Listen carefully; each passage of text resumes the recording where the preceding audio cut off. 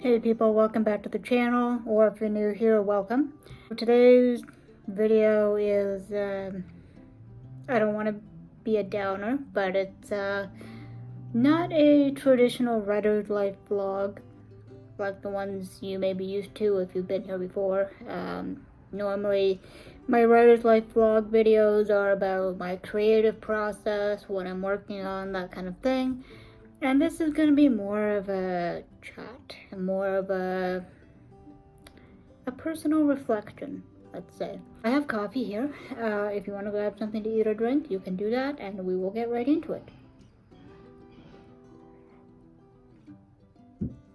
As you can tell, I'm not in my office. I'm actually in the dining room, of all places. And the only reason that I decided to move into the dining room today was because the lighting is terrible in my apartment today.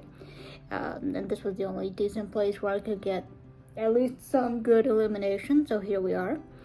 But that's not the point of this video.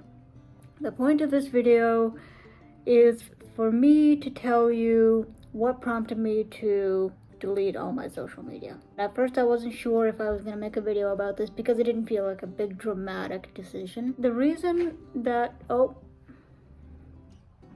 who's that? Oh, it doesn't matter which room I go into, you will find me. Every time. Okay, we're gonna let her stay. We're just going to ignore her completely because she wants to be a part of this, and that's fine. Okay, so anyway, getting back on track. So about, I want to say 2 weeks ago now. It might have been a little bit longer than that, or a little more recently. I honestly don't know.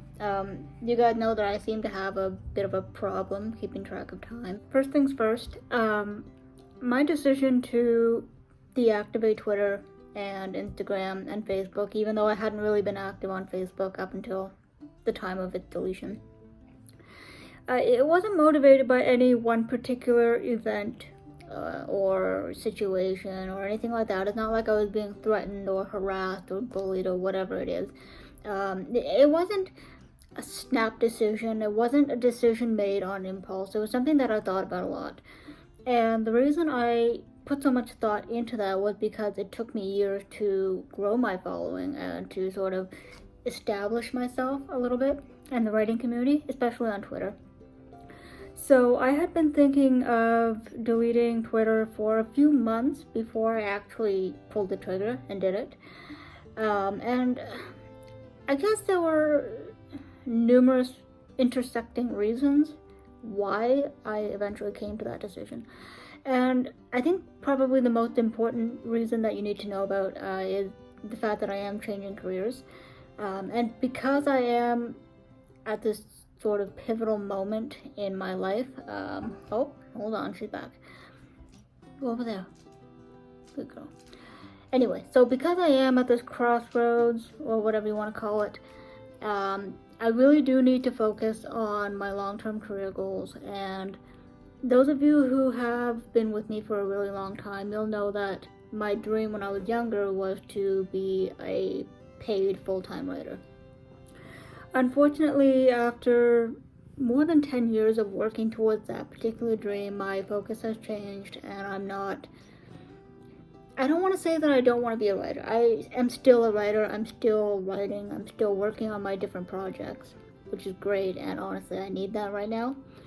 But, you know, I have to be realistic. I love writing, but I'm not seeing the results.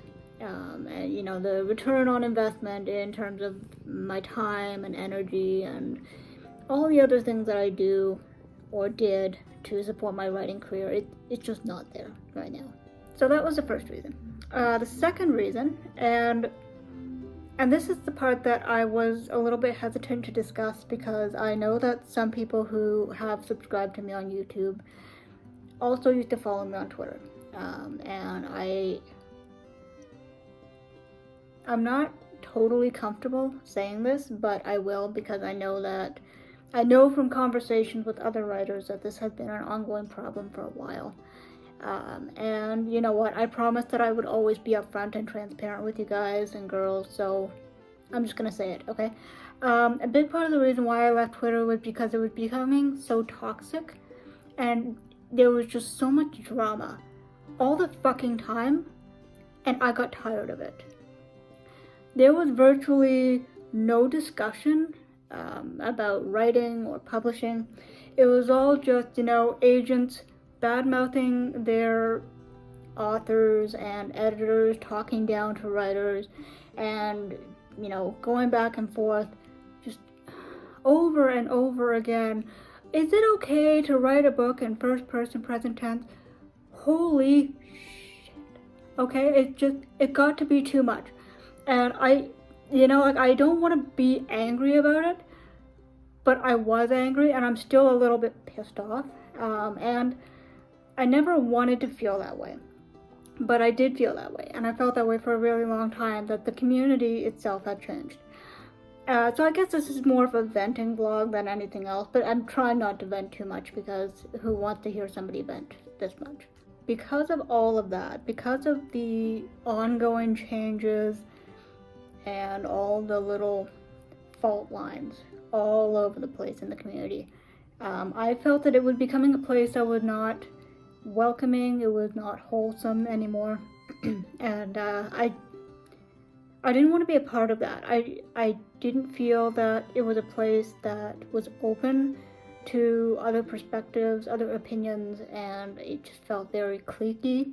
I think the worst part of what happened with the writing community on Twitter, and elsewhere, but I think primarily on Twitter, is that it made me resent writing and being an author.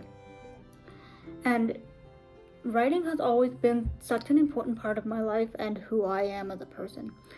So for me to get to the point that I didn't want to write anymore and I didn't want to publish anything because I was afraid of the backlash from certain groups, it's not what I wanted. And I know you don't get what you want all the time in life, but that was never what I signed up for. The fact that it got to that point where it was so bad that I felt compelled to leave, I'm disappointed, but I'm not really surprised. Now the question remains, how am I going to promote myself when I don't have any sort of social media? As I said in my little goodbye note, I still have my website. That's kind of my home base. It's where I have basically amalgamated all my different online platforms. Although I do have to take down the links that are there because they're inactive now. But short of having a website and this channel, which, I don't really consider this channel to be a part of social media, even though I know it is. But I don't know why, I just look at it as a completely separate entity. But short of my author website and this channel, I have no effing idea what I'm gonna do in terms of promoting myself. I did for a while consider having a pen name and writing and publishing under that, but I don't know. I've published so much under my legal name that I just feel like it would be such a headache to change everything over, so I'm not gonna do that right now. I might in the future. These are questions, people. What now? I still want to continue being a writer. I still want to continue putting out books and telling stories and connecting with other creative minds. I just don't want to do it in the places where I'm told that I'm supposed to be. I had TikTok for a while because people told me it was the place for writers to be, and I didn't really get it, but I think at that point I had already kind of given up and lost hope on social media, so maybe I wasn't really getting the full experience out of it. I don't want this to be a depressing video, but I feel sad now. So guys, girls, people, fellow polluters of the planet, that's the big thing that I wanted to talk about, was my withdrawal from social media, Twitter, Instagram, Facebook, but who needs Facebook anyway? What now? I don't know. But you know what? We need some good news. Don't come up here. Just watching me, waiting for an invitation. Are you gonna come up here?